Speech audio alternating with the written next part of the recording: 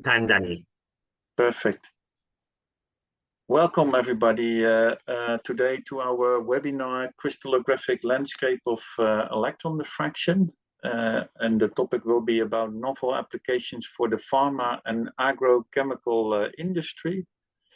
My name is Danny Stam, and I'm the sales manager from Eldico Scientific, and I'm here together with my colleague Gustavo Santiso-Quinones, who is our founder and senior scientist at Eldico Scientific. Hello. He's our presenter.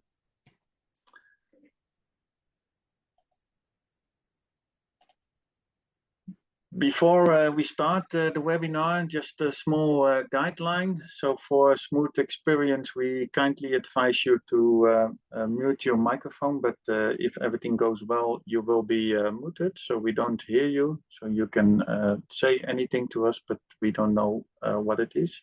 If you have questions for the questions and answer session, you can post them in the Q&A part or in the chat of the webinar.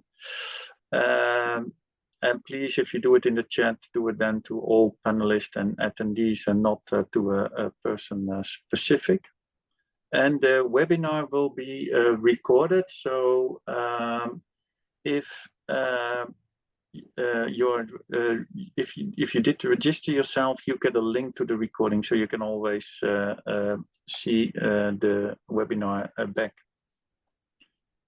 The agenda for today is I will do a small introduction, then it's up to Gustavo to do a presentation, and then we have a question and answer session.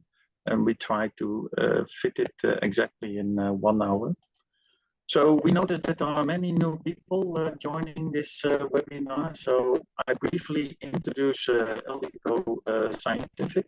So we are the Electron Diffraction company. We are founded in 2019 in Switzerland. And our office is in Basel. So that's at the corner of Switzerland. And we are fully focused on electron diffraction. And what we do in Eldico Scientific is we have developed and we produce and we sell an electron diffractor. Could you pause your video there, because it's taking the bandwidth, so we don't hear you very well. Pause all videos there, please. And yeah, thanks. So yeah, we are fully focused on electron diffraction. So we developed and designed a dedicated electron diffractometer, the Eldico ED1, maybe you've heard of it. And next to that, we also offer structure elucidation services for small molecules, especially for the pharma industry. And we use there the techniques electron diffraction, but we also have a single crystal X-ray diffractometer in-house. We can do powder diffraction. We have access to the synchrotron in Switzerland. And also we are specialized in tailor-made crystallization experiments. So today you will learn more about the different applications which you can do in the pharma industry. And basically we already execute them for our client database.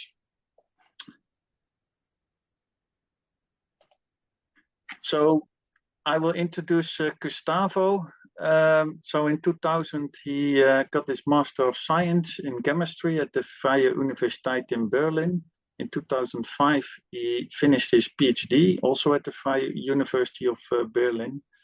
Then between 2005 and 2014, he had several postdoc positions.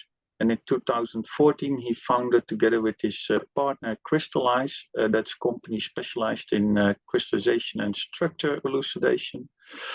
And in 2019, he founded Eldico Scientific. And basically, this is because he was a co-author together with Tim Groenen of the paper in Angewandte Chemie, Rapid Structure Determination of Microcrystalline Molecular Compound Using Electron Diffraction. And this was that time nominated as the Breakthrough of the Year paper. So it had a big impact in the scientific community. And then he decided together with his partner to found a company to build a dedicated electron diffractometer. And he did that in 2019. And at this moment, he's our senior scientist at Eldico, and he's an expert in electron diffraction and all the applications you can do. And Gustavo, feel free to start your presentation. Thank you very much, Danny. Let me now share my screen. Share screen. Great. So I should have a screen right now. Do you see it? Yep, we can see it. Great. So thank you very much for joining this webinar. I was looking at the list of participants, and clearly we have representations from almost all over the world. So for all of you in the American continent, good morning. All of you in the Asian, Australian continent, thank you for joining so late. So good evening or good night. And for all of you in Europe, good afternoon. My name is Gustavo Santiso, and today I'm going to try to show you about some novel applications that we've been already running with the pharma and agrochemical industries using a dedicated electron diffractometer. But before I do that, I want to make the presentation a bit more interactive. So I have designed a poll that you would be coming seeing soon. If you can answer these questions, that would help us to understand also where are you coming from, what do you do, and also for me to tailor more the presentation into those topics that might be interesting for the majority of the people. So if we can run the poll now, you will be seeing it in your screen. Please just press on the answers that you would like to give. There are 3 questions right now. Have you used electron diffraction? If so, which types of applications have you used it? And in which field or where are you working? I'm gonna give like 1 minute to people to start filling this poll.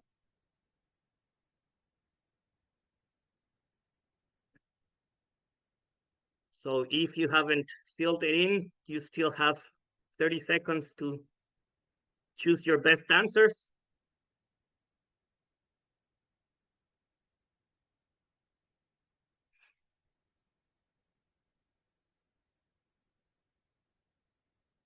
And I think we should have had enough time already. So let's start looking at the answers.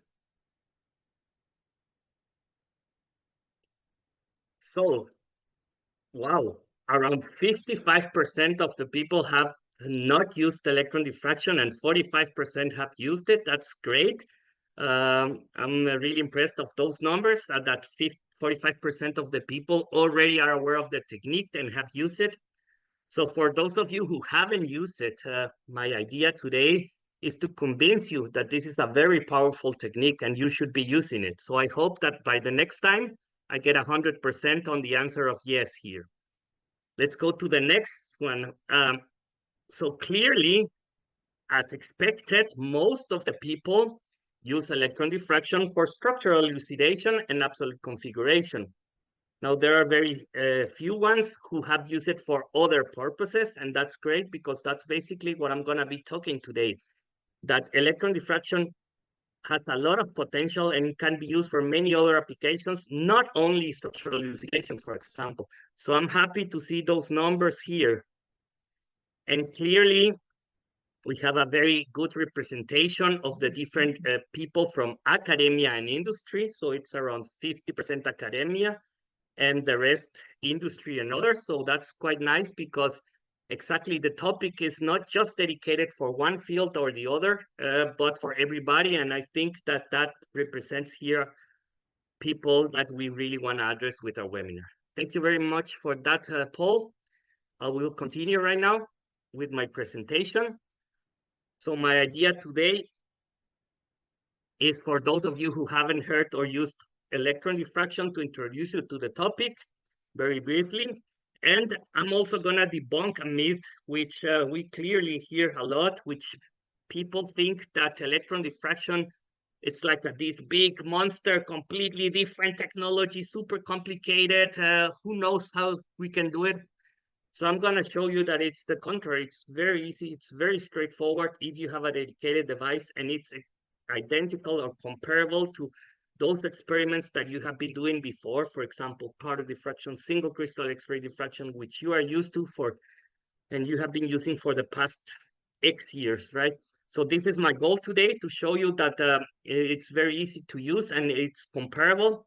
And once I've shown you that, then I'm going to go into the novel applications, which are based on the principle of crystal mapping. I'm going to define crystal mapping, and then I'm going to be showing different applications in the different areas of, let's say, for example, pharmaceutical industry. Last but not least, I'm going to conclude my presentation with a new application, which is the direct crystallization on a TEM grid using less than 100 micrograms of samples, of course, for ED purposes. So for all those of you who haven't heard about electron diffraction or haven't used it, I would recommend the paper 3 Electron Diffraction, the nanocrystallography revolution. This paper was produced by basically all the pioneers in the field of electron diffraction. It's a very, very educative paper. So if you want to understand the technology, understand what is it behind it, the acronyms and everything, you can always go to that paper. It's very, very nice paper to read. And also the paper from Tim Rune and Enrico Mugnanioli, which talk also about using ED for chemical analysis, and not only for that, but also the instrumentation where this device is mentioned, and innovative applications also. Now, to make you aware of the electron diffraction, I'm gonna start comparing it to something that we know, which is basically powder diffraction or single crystal diffraction. So with this slide, let's try to understand the principles of all of them and what can be achieved. So if we use powder diffraction, basically we are used to use radiation type X-rays. We have a bulk material, a powder bulk material, which we irradiate. We get an average of all the particles that are there. And this pattern can transform into the so-called powder pattern. The powder pattern is unique for each substance. It's the so-called fingerprint. And this is, for example, what the pharma industry uses when they patent a specific crystalline form. Now, the powder pattern would be unique and representative if, of course, your material is 100% pure. If you have something else in this bulk, then your pattern would be a mixture of all these things. Getting a structure from your powder pattern can be done, but it's really time consuming and requires a lot of efforts. I'm going to change my pointer to a laser. So if you want to go from the powder pattern to a structure, you would require very, very high quality powder pattern and 100% purity. If you're capable of then indexing and producing results there, then you can go with Rietveld refinement and other methods to produce your structure. Now, single crystal X-ray diffraction uses the same radiation, and we need a crystal of a certain size. Now, this is the bottleneck, growing seed crystals. This could take days, weeks, months, or even be impossible. So if you have a crystal of certain size that you can use in your diffractometer or even a synchrotron facility, you would produce a discrete pattern of diffraction, which transforms into your molecular structure. Now, even with the best synchrotrons available right now in the world, the limit is around 1 cubic micrometer in size for your crystals, and that's the end. Now, what happens if we take now, instead of X-rays, electrons, and we apply the same principles that we were applying before and use the same sample bulk that we were using here in the powder diffraction? Now, each grain here in this is now for us a single crystal. So what we are doing is now single crystal electron diffraction on nanocrystal sized particles. The result would be the same, and clearly this is my task to convince you that the two techniques are complementary and that the results are identical. So let's start comparing the workflow. We are used to, let's say, single crystal X-ray diffraction for structural elucidation purposes.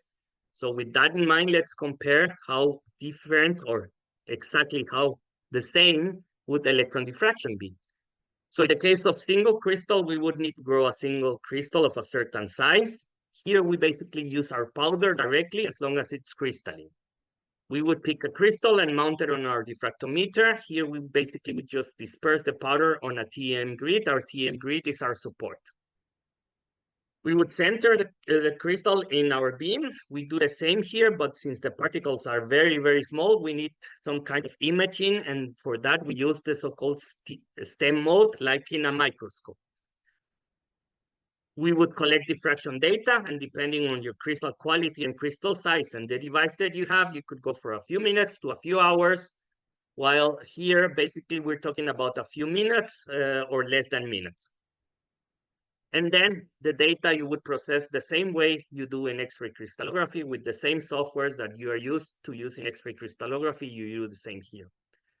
So the bottleneck in X-ray diffraction is basically getting crystals of a certain size that can produce diffraction. The bottleneck in most of the electron diffraction experiment was, until the past 3 years, the instrumentation, because people were using electron microscopes, which need to be modified, which require a lot of knowledge to be able to produce diffraction experiments. But 3 years ago, we have now dedicated devices on the market, and this makes the approach, the use of it, and we see it also in the amount of publications that are coming now in the past years, much, much higher compared to what was done before using retrofitted microscopes. Now, one of the devices that is available is the Eldico 81. It has been designed and it's dedicated for electron diffraction experiments. Basically, you don't have to have any idea or any knowledge of microscopy because you use it as a diffractometer, and it's very easy to use. So the learning curve here, it's very, very fast. If you know crystallography, you just need to learn how to operate the machine, which takes not much time, and then you're ready to go and do diffraction experiments. Indeed, the system has some optimizations compared to, let's say, available microscopes that can do diffraction. One of the optimizations, it's in the amount of flux density, or others call it dose that it's used. In this device is so low that we can even do organic molecules very straightforward.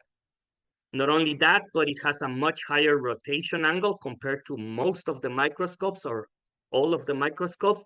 Therefore, you're collecting a higher rotation angle within a certain period of time. You have much more data available at the end compared to microscopes. Last but not least, on the data quality, of course, the data quality is better. There's a round robin experiment going around where our data has been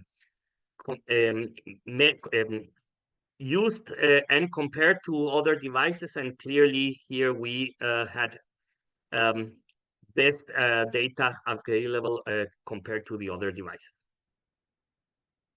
It's easy to use even in cryo conditions. So you would require cryo conditions, for example, when you need to treat hydrates or solvates, because here we're working under vacuum. So most of these hydrates or solvates might not be stable under vacuum, and therefore you need to treat them under low temperature.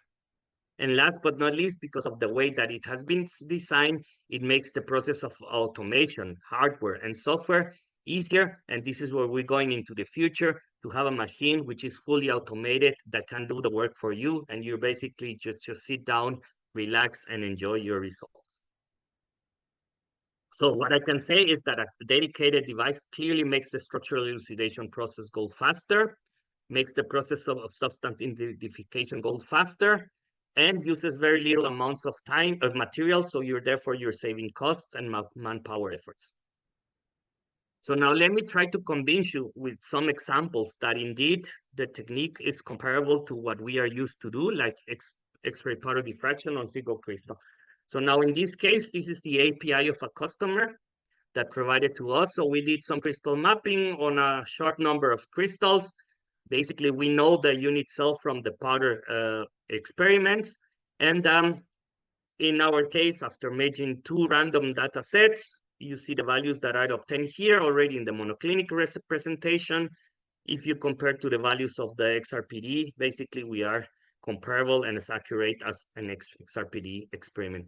It is good to mention that even that we are doing using our electron diffractometer, the angles are very close to 90 if I don't constrain the unit cell. And this is because of the way the system has been built. So it's very easier to find the real space group compared to other machines where you need to do a lot of processing and even you need to do something with your data, some corrections to be able to get as close as possible to a 90 representation. Now, the next example that I want to show you is directly with a single crystal, and I chose this one because it's a metastable form of paracetamol, form 2, and I'm just giving you some numbers there. So the whole process, including the crystallization out of the melt, data collection, structure, solution, and refinement, took me less than 2 hours. Now, if we consider that paracetamol form 2 is a metastable form, I think this is quite impressive. Now, as a crystallographer, if I give you this and I tell you, get me a structure out of that thing, you would say, well, you're crazy. I don't think that's possible. But with electron diffraction, indeed was possible. So what I did, I just took a needle, placed it inside that crystalline material, took it out, and smeared the needle in my electron diffractometer. And that was enough already to get, even with one data set, good data. We can see here 96% of my reflections could be indexed, and with one data set, I already had enough information to produce a structure. As you see, the unit cell is comparable, and of course, the question is, what about the structure?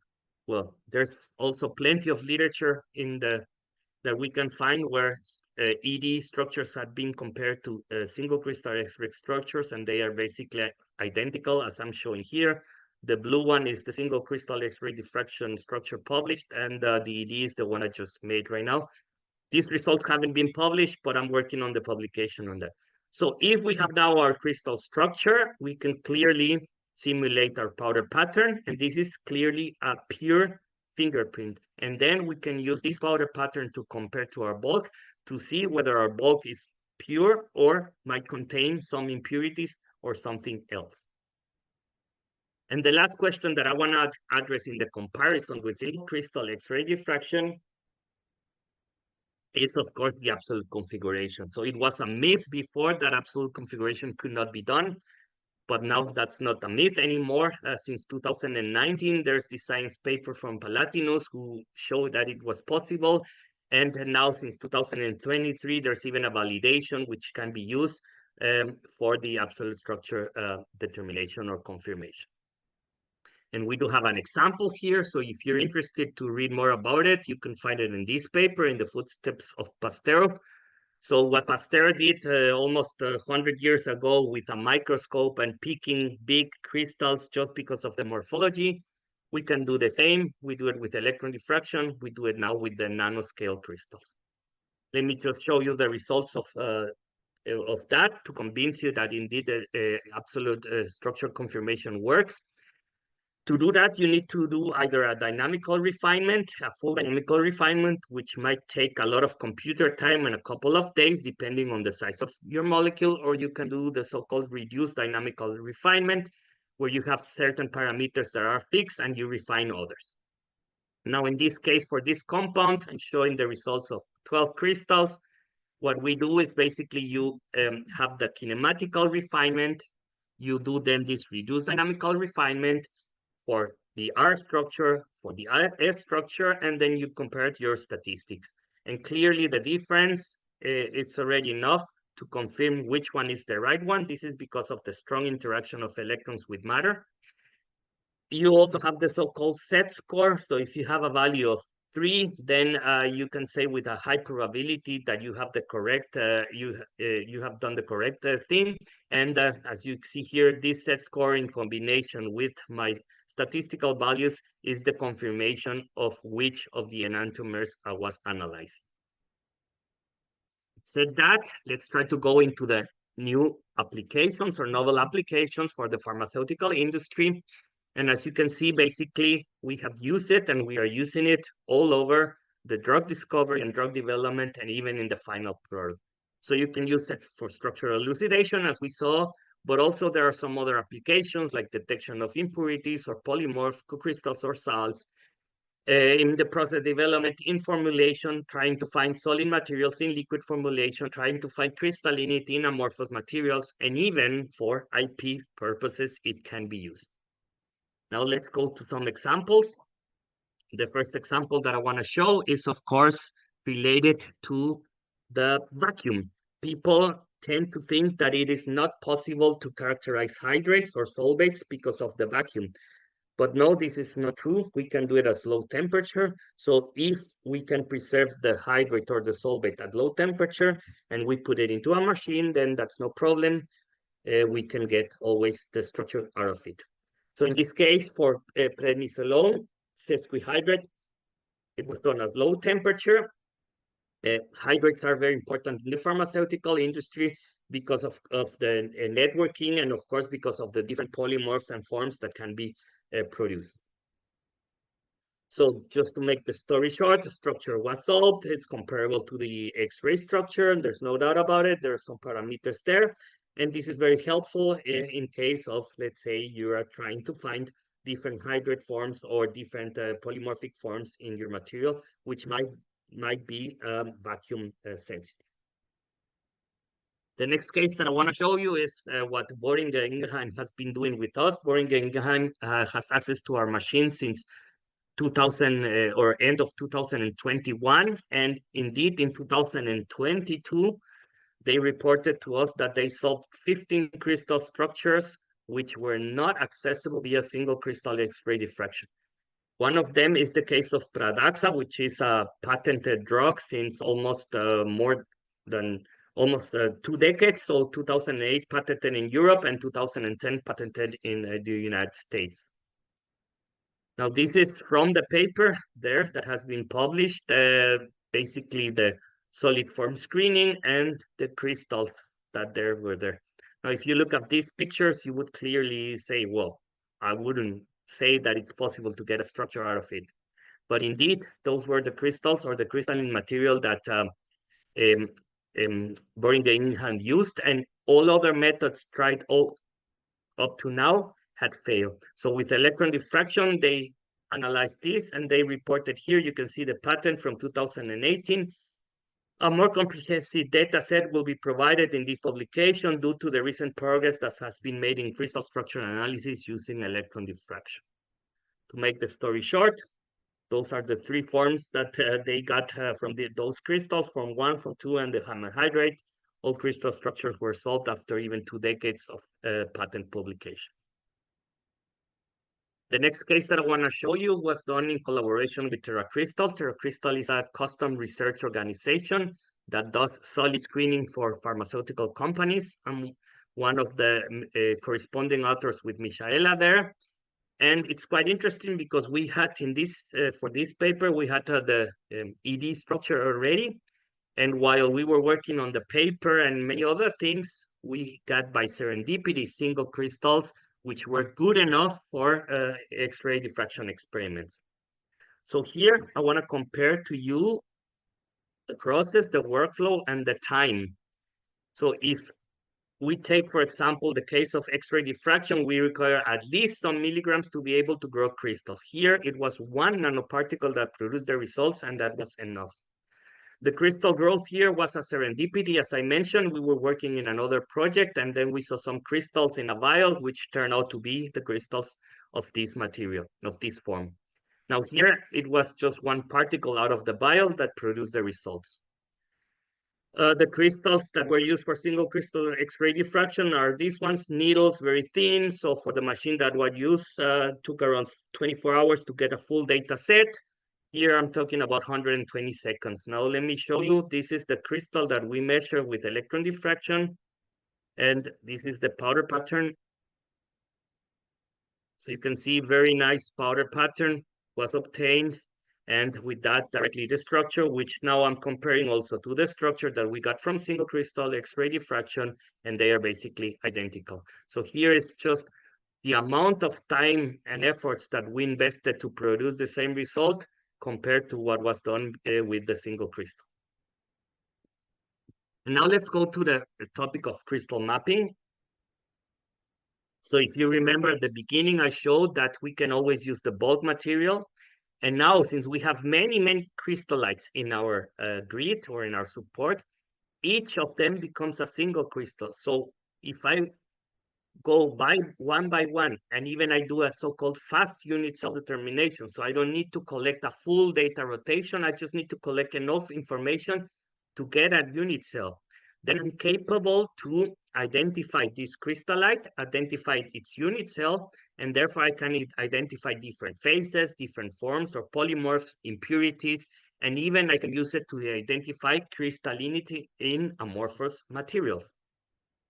Now, where do we use it? Basically all over where you have been working in drug discovery, drug development. We have examples in all of the different areas of this chart. And this is what I'm going to show you right now. So let's start with the first example here. These are the batches of production of a customer. And he referred to us. We see some difference in XRPD and DSC, but they couldn't really figure out what was the difference. We prepared some grids, and here one grid, when I was looking at it under the microscope, I recognized that there were tiny particles there, which were looking somehow different than the rest or the majority of the particles. So in that sense, in this experiment, it was very straightforward because I went to those particles and I just collected information for a unit cell.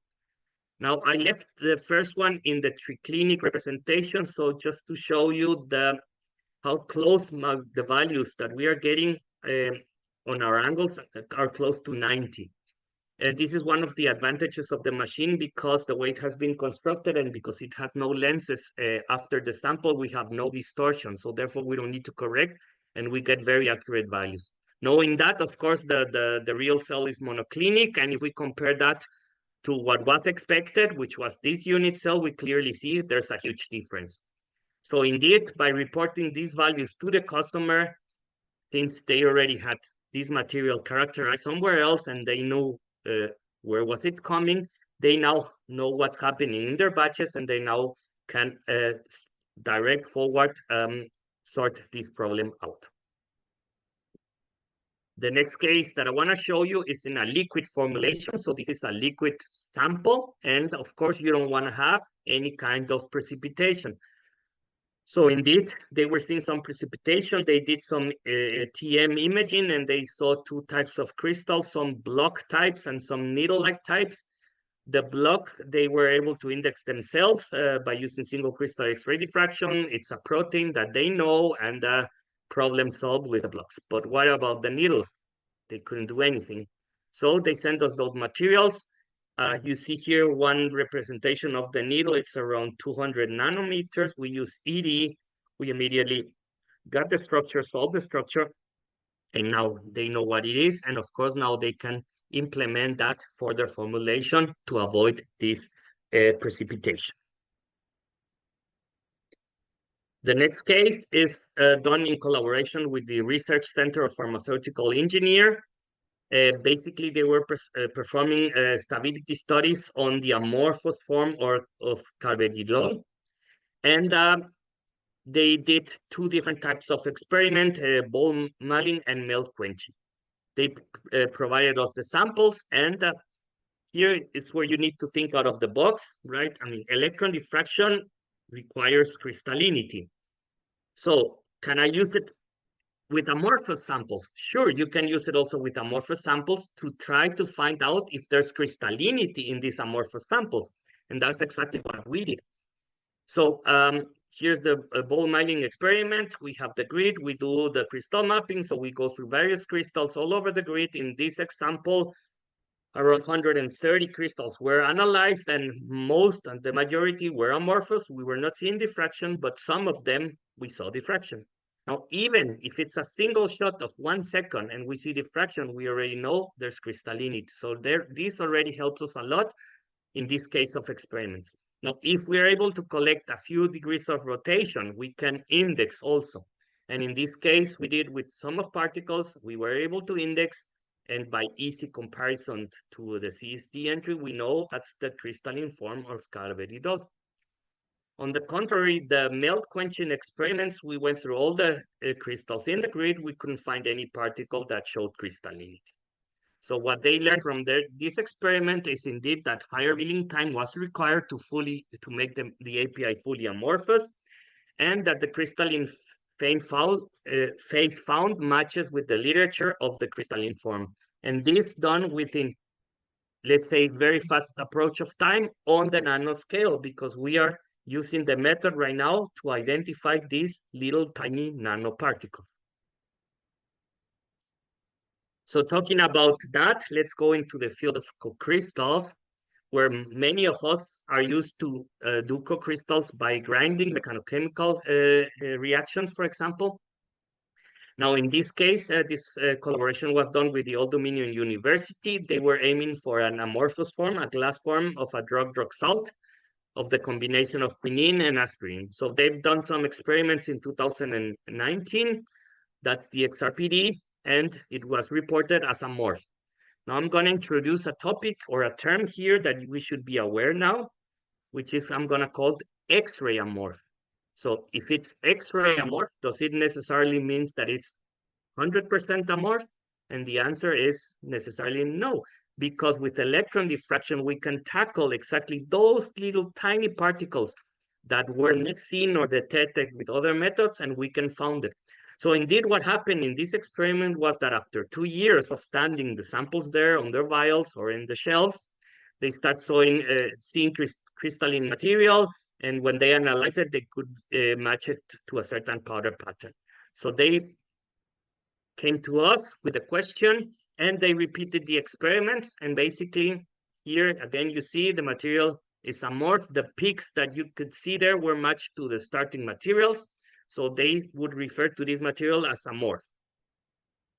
And we took the material, we did crystal mapping. Many of the particles do not diffract, we don't see anything, but some particles diffract.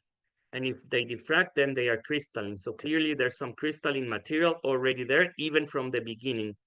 Now, even though the quality of the crystals was very poor, we still were able to produce a unit cell, and we found a match in the literature. So it's the crystalline form of this co-crystal. And indeed, this tells us already that electron diffraction is very powerful, because we found immediately this crystalline form where it has supposed not to be. And it shows us that slow kinetic forms, late appearing forms, for example, were not detectable with standard analytical techniques. Now, the question that we need to ask ourselves is, how many forms are we missing because our analytical methods that we use up to now are not able to detect it? They are there, but we're not seeing them. And then we see them coming out later in the future because of kinetics, right? So this is quite interesting for us to keep in mind. And the next example clearly shows that. And here we're already talking about something that could be patent publication. Now, in the field of co-crystals, any co-crystal that you find is by itself a new form. And at least in USA, this is already a new patent. Now, the work that I'm going to show you was done with Triclinic Labs. Triclinic Labs is a CRO organization in the United States, which works with also the pharma industry, for the pharma industry. So they did basically this reaction. The reaction is well established by them. They have crystal forms, they have the co-crystal, and they have the salt. They have characterized that with single crystal X-ray diffraction, so they clearly have found the position of the hydrogen atoms with good quality crystals and good data. Nothing strange about it, everything well described. So they prepared the pure samples. According to XRPD, the samples were pure, and they sent us the samples. So we did ED experiments on them, and on the co-crystal one sample, we can confirm the co-crystal. We see exactly the same structure, everything the same, even the hydrogen positions we can accurately determine using dynamical refinement. The sample of the salt, we do the same and we confirm the salt again, same, nothing different, nothing new. But we did find a new form present in their pure material, pure according to XRPD. So indeed, this already tells you the potential of this technique to finding even possible new forms at your starting material, at your beginning of your reaction or your process, which you cannot find or identify, which are even patentable or could be a possible patent. So indeed, it is very powerful for analyzing extremely small quantities of materials, even in trace amounts. And for the pharmaceutical industry, it's very important to characterize those forms newly detected because of IP protection. And now that we're talking about IP protection, let's try to go now to a marketed drug and see this interesting case of albendazole, which was done in collaboration with Katsai.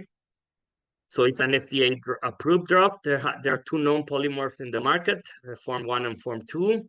Form 1 is present on the formulation, and the Katsai is working with starting material from sigma aldrich. So they did some solid state screening and they saw three different patterns. They say pattern A is the starting material from sigma aldrich, but pattern B, yeah, looks very closely related to Form 1. Of course, the crystallinity is not that nice. And they have a third pattern C. The question is what's happening here, and they couldn't answer those questions, and that they requested electron diffraction, and we did some experiments for them. So we did found three crystalline structures. We call them here Form A, Form B, Form C. One of the samples, for example, sample C, we analyzed it with ED, and we find the two forms, Form C and Form B. So we found these two crystals there. The pattern B, now we know it's the Form 1 from the literature, because with the crystal structure, we can simulate the powder pattern. We know the peaks exactly, positions. We can compare crystal structure, same unit cell, same packing of the molecules, same molecule in the crystal structure. And interestingly is that the Form A does not match Form 1 and Form 2. But the next question that arose is, what is about the other suppliers? So they kept on doing some work there, and they provided us the material from other suppliers, and we analyzed them, and then we see clearly that depending on the supplier, your material is either pure or it's a mixture of the other possible forms. And we even went a bit further, and we decided ourselves to grind the tablet very, very, very gently to avoid any kind of friction there and destroying or making new things there. And when we analyzed the tablet, we found out also the two forms. So what we need to think about it here is first that electron diffraction clearly is a good method to detect impurities in starting materials and formulation. In this case, the controlled crystallization of albendazole seems to be very challenging, and the starting material tablet was most probably not a pure form, a start of formulation. Of course, we cannot say anything else more because we haven't done that, and we will need to do experiments on the different things, but this has not been done. And last but not least, I'm going to finish the presentation with this direct crystallization on a TM grid, where I'm using less than 100 micrograms of sample to be able to produce a structure. Now, the cases have been done for natural products. Most of the samples that we worked, we received less than 1 milligram. So if you see here, this vial, the yellow part there, which now I'm highlighting here, it looks like a gel-like type, oily type of material. Clearly, it's impure. That's quite interesting because when the HPLC people report purities, it's based only on the organic content. Inorganic content is not detected, and therefore they cannot say about the inorganic content. But with electron diffraction, we see everything, and this is the interesting thing. So we did some experiments of micro filtration, microcrystallization. This is just one representation of one example. There's a time scale going from up, down, and left, right. So if we concentrate at the left, right, that's my results, basically. Left down, sorry, left down. These are my results after doing the process. And in this case, I could not wait for that, but just by dilutions and because I knew I had around 1 milligram starting material, I'm guessing that I was working with around some 40 micrograms of material to be able to produce the results. Of course, I cannot show you the results because this is confidential, but I can show you the crystals that were formed on the grid, directly on the grid. My grid is my support. So if I have this crystalline material there, I go to my diffractometer directly and I can produce a structure. Now, interestingly, is what happens with the impurities. And this is another example that I want to show you. And after learning and doing from this, I would now be capable to say that many times there are some impurities that we are not aware that are there, and they are hindering the crystallization of our main compound. Now, again, time scale from up to down and left to right.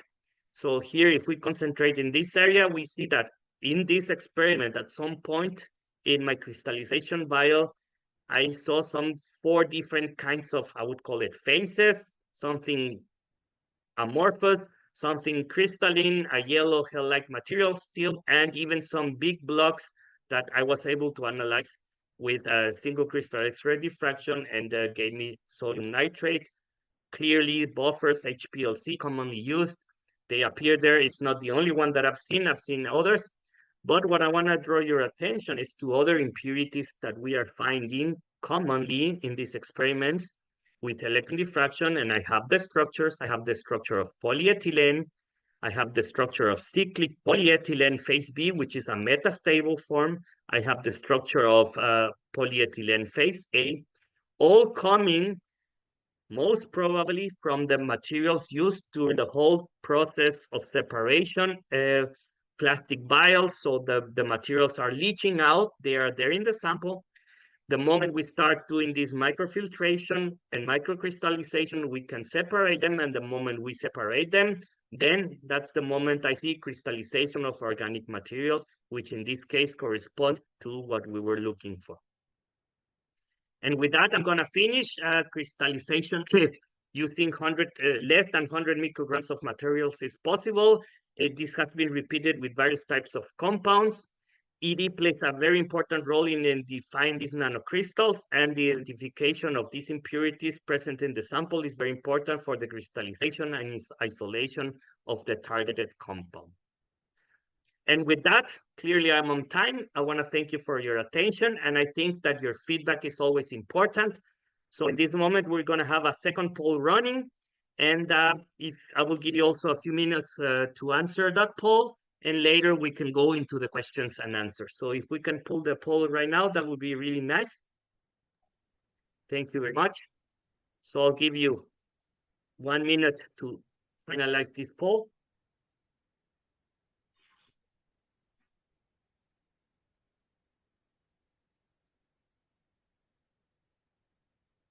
And of course, if you want to give a longer answer and you're not able to do it here, you can always contact us and give you your answers. So this is for me to learn what was your most valuable takeaway and what are your needs so that in the future we can tailor our experiments or our webinars to your needs. So I think we should be close to closing this poll. Let's give it some 30 seconds.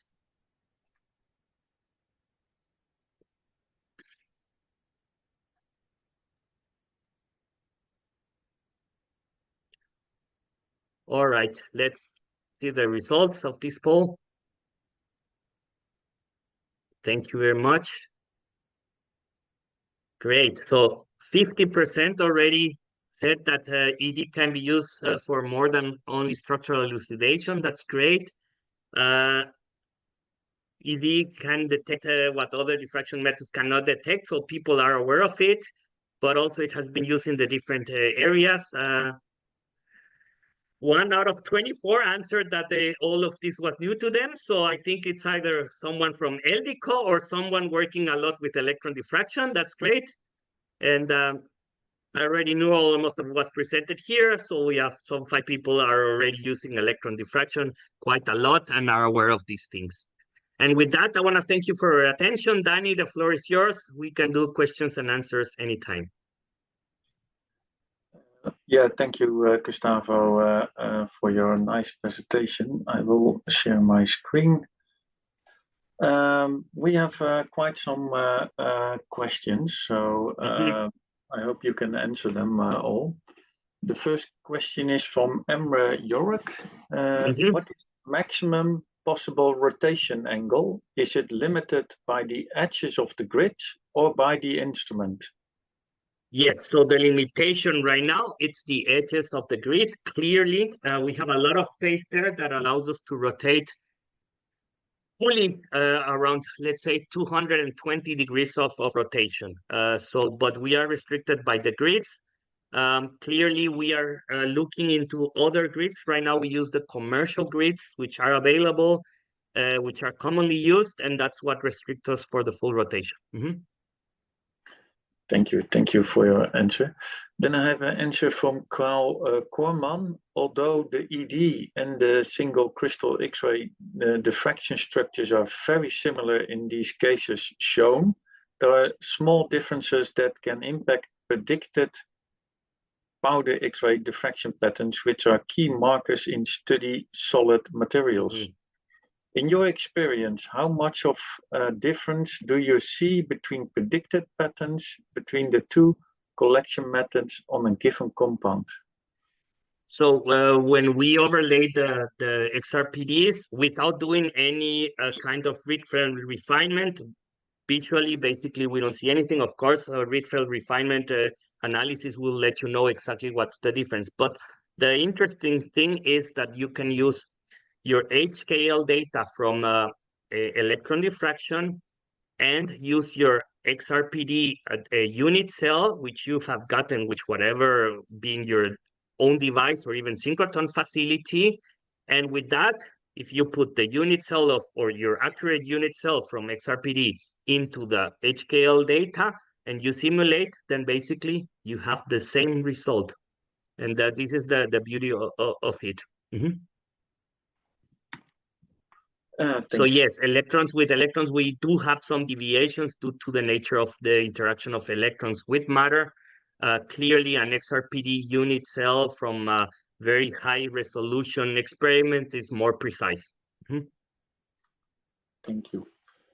Then I have a question from Uli Englert. Can you please provide some details concerning low temperature work?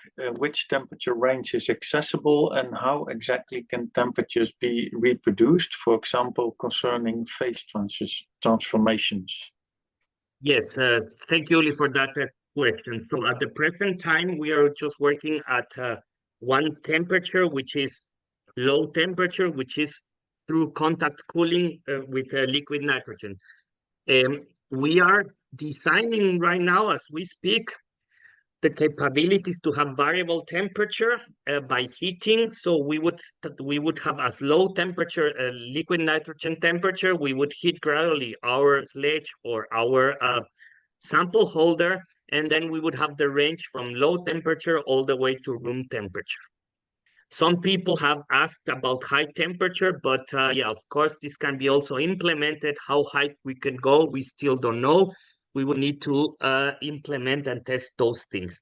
At the present time, we are not working with variable temperature. Thank you. Then I have a question from Alan Steven. Since your work generates structural data, is a CDA required before working with you? So most of the companies have CDAs and NDAs with us. Clearly, if they want to have CDAs and NDAs, if you're a university or research facility and you don't require a CDA or an NDA, then we don't do it. We always are bound to your needs. So yes, clearly, if you need one, we would have one. Okay, thank you. Then I have a question from somebody without a name. I want to know the advantage of ED versus TEM with automatic PED instrument. I don't know what PED instrument is. Maybe the precision electron diffraction. Precision electron diffraction. Yes. So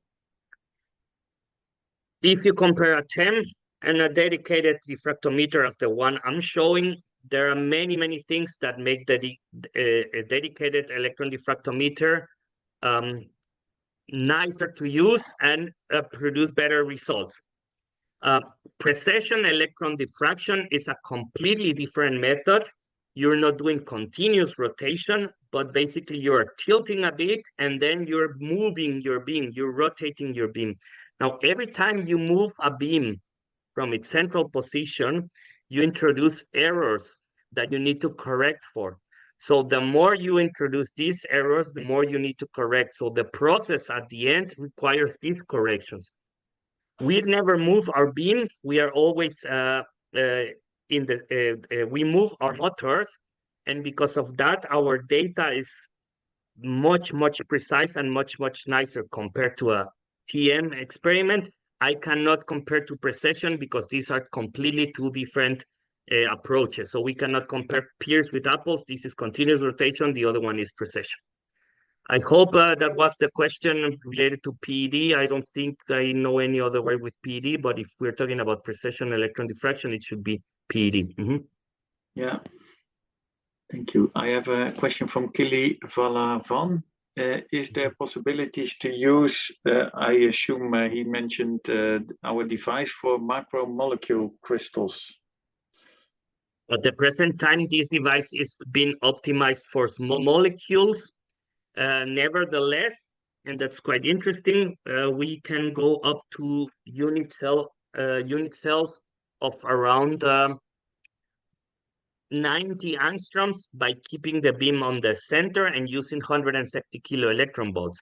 But if we change to a much, much lower voltage, we can do almost double size of that by doing nothing besides changing to lower voltage. Of course, by using lower voltage acceleration voltages, we can only penetrate very, very thin crystals, and we would have more scattering effects and beam damage.